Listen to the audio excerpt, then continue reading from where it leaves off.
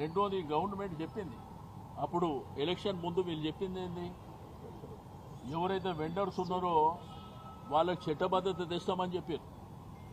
కాబట్టి ఆ పేదవాళ్ళ జోలికి పోవద్దని మేము రిక్వెస్ట్ చేస్తాం.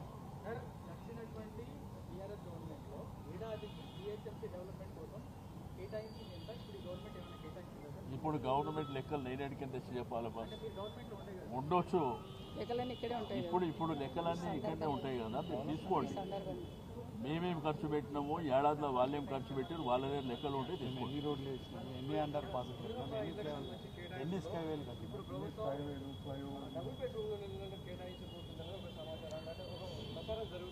నేనేమంటున్నానంటే అక్కడ లోకల్గా కూడా మిస్గైడ్ చేస్తూ అప్లికేషన్ ఫామ్స్ ఏవైతే కలెక్ట్ చేస్తున్నారో అవి వేల సంఖ్యలో వస్తున్నాయి. రెండోది వీళ్ళు వెరిఫికేషన్ చేస్తామన్నారు, ఇంకా టైం ఉంది కాబట్టి చేస్తామన్నారు, చేయమని చెప్పినాం. వేల సంఖ్యలో అప్లికేషన్లు వస్తున్నాయి. అక్కడ ఇన్లే లేవు. ఆ లోకల్ ఆఫీసర్స్ ఏంటంటే కొంతమంది అక్కడక్కడ మీకు ఆల్రెడీ ఇల్లు శాంక్షన్ అయిందని టిక్కు చేయడం, ఫోటోలు పెట్టడం, ఇటువంటి ప్రాబ్లమ్స్ ఉన్నాయి. అల్టిమేట్గా ఆ ప్రాబ్లం వాళ్ళే ఫేస్ చేయవలసి వస్తుంది.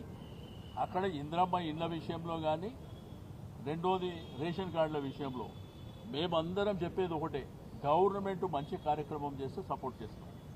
ఎందుకంటే ప్రజలకు సంబంధించింది, పేద వర్గాలకు సంబంధించింది.